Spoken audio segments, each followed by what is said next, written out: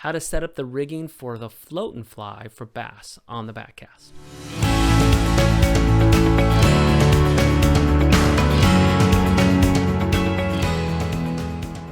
Here's Ryan Williams. He was with North Valley Fly Fishing.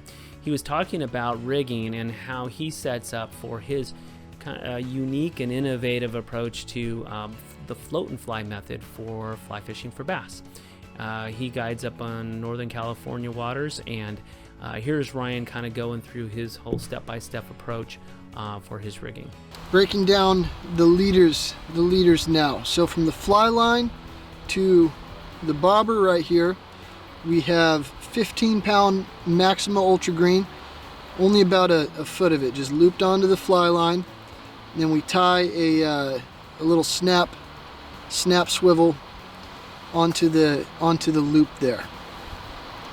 Now the reason I do the snap swivel is these pencil bobbers, when you're casting them, they do kind of twist up, and you can get twists in your line and stuff. So that's why I like the barrel swivel there. So it'll kind of prevent line twists a little bit. Will help out. And then I started out doing these rigs with just a loop knot, two like Lefty Kreh loop knots or Perfection loops on the bobber, but I've gone to the swivels now instead. Essentially it's the same thing. It just allows the bobber to kind of pivot and whatnot. And like I said, I have this barrel swivel up above the bobber to prevent line twists a little bit on your actual fly line itself.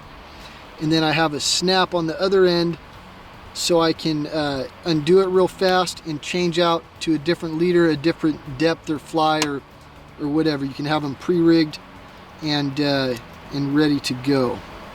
So 15-pound Maxima Ultra Green to the bobber. Got the snap swivel to prevent the line twist. Got this snap to change on different size leaders. I have 3 different leaders that I will fish, so I use the snap on there so I can interchange the various ones. Now after the snap from the bottom of the bobber, we got about 6 inches of 20-pound Rio tippet, not the fluorocarbon, just regular Rio Power Flex.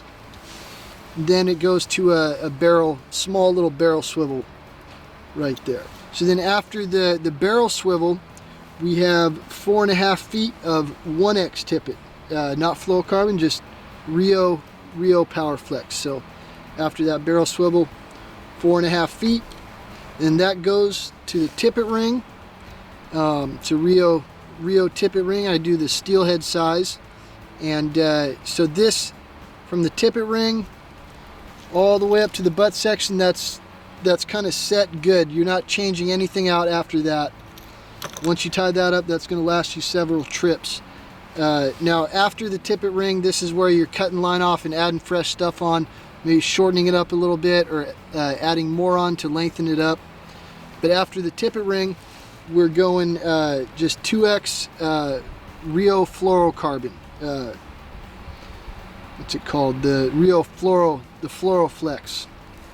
So yeah, that's 2X from the directly to the fly, from the tippet ring to the fly, 2X tippet.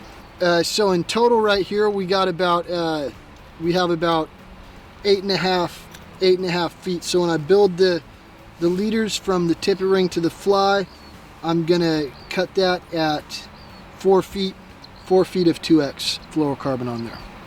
Now the purpose of all this stuff, I already explained the snap swivel. I explained the snap on putting different leaders on there, switching them out.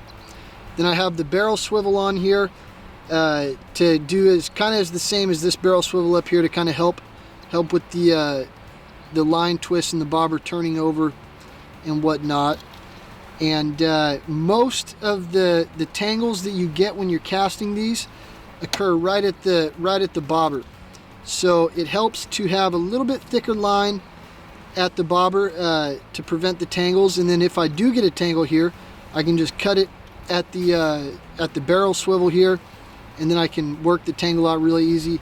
Bam, tie it back on, and I'm good to go. Now you'll notice this leader, it's not tapered much. It's pretty much just a straight piece of line, just about to to the fly. There's really not much of a taper. The goal with that is you want that fly to sink down real fast and cut through the water. So you don't want a big thick standard tapered leader like you would buy in shops.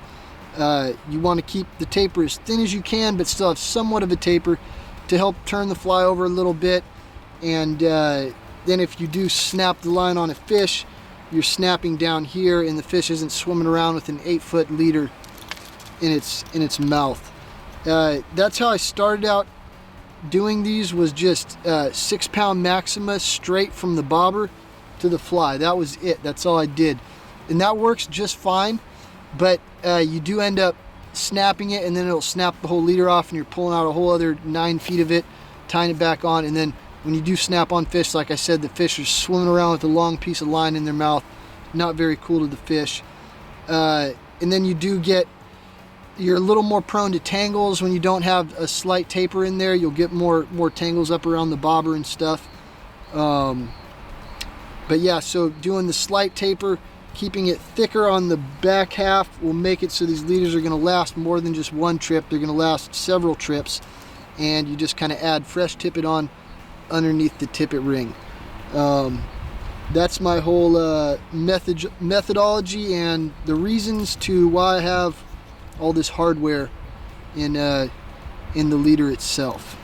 Let us know if you want to connect with Ryan Williams. He is the owner of North Valley Fly Fishing. He's got a very innovative, unique approach and take on the float and fly method that he uses for targeting bass on Northern California lakes. We were on Lake Oroville there, and then he also specializes in various lakes up in Northern California. He also does a little bit in the fall on the Feather River, but primarily most of the year he is on those lakes. Really great guy and great knowledge, as you can see from that video. So let us know if you want to get in contact with him. Shoot us a text or an email, give us a call, and we'll put you in touch. And we'll see you right here next time on The Backcast.